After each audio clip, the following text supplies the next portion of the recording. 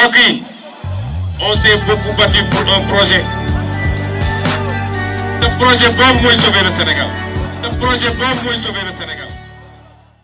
li nar a andi fitna ci réew mi mu ngi jóge ci justice te du weesu juróom wala fukki magistrat. ñoo ngi leen di nuyu di leen jaajëfal yéen ñi di suivre seen bi di LTS ñu delluwaat ci seen beneen chronique tey nag dañu bëgg ñëw ci Amadou Ba ñëpp xam nañ ne moom mooy candidat système bi waxuma la candidat Benno Bokk Yaakaar sax mais candidat lobby yi ak système bi Amadou Ba la jamono ji ñu toll kut ko kut lu nekk luñ mën dinañ ko def ngir Amadou Ba mën a toog ci bopp réew maanaam lobby yi ay France ak homme d'affaires yi nga xamante ni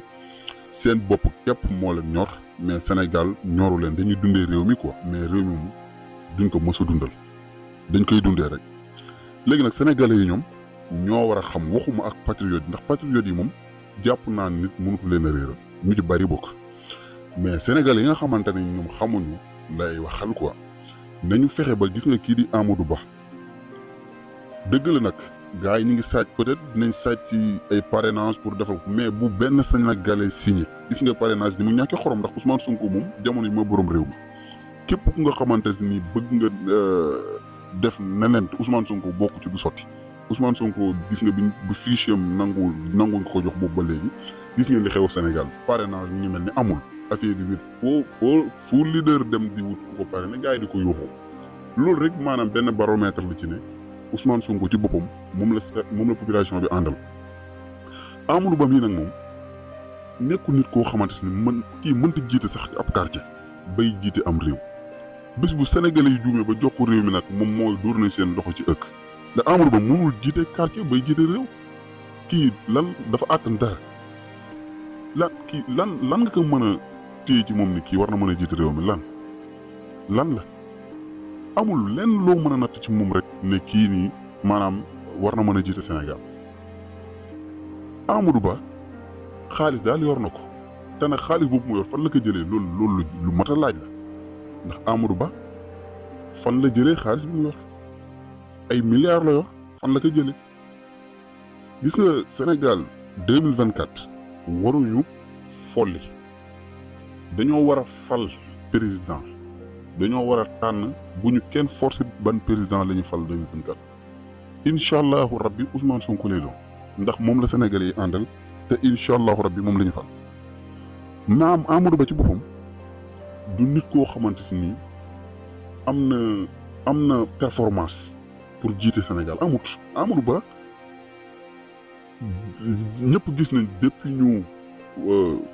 def remaniement ci gouvernement bu bees bi Amadou Ba gouvernement bi remaniement bi ñu def ci gouvernement bu bees bi Amadou Ba depuis boobu ba léegi talul sax liggéey talul sax gouvernement bi mu ngi ci àll bi di def liñ naan tournée politique ñu naan ko ñu tuddee ko ñun tournée économique alors que du benn tournée économique day politique te nag liñ ko nangul li ko état bi nangul ko yeneen opposant bu dugg ci àll bi ñu téye la di la kar amul droit dugg te Amadou Ba mi ngi circulé ak oto yu bari te oto yooyu état moo koy fay Amadou Ba fayu ko pour lan léegi nag loolu sénégalais yi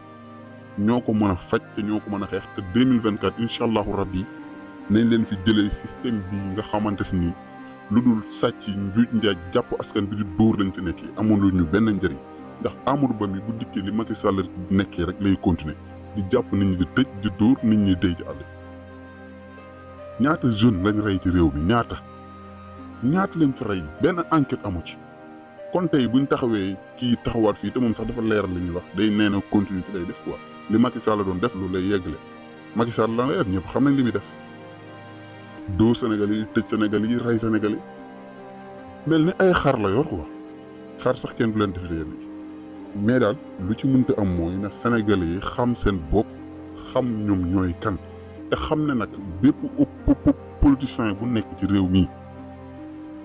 population bi ñoo la mën a fal luñ mënti xew yéen population bu am leen seen fulla am fayda xam ne yéenay kan bu leen nangu ñu leen di jënd ci ay 5000 francs yi 10 000 francs yi 20 000 francs bu leen ko nangu ndax lu ñu leen joxit buñ toogaatee dañ koy récupérer waat loolu nag sénégalais yi ñoom ñoo war a xool xam li ñu bëgg xam ban changement la ñu bëgg ñu def ko.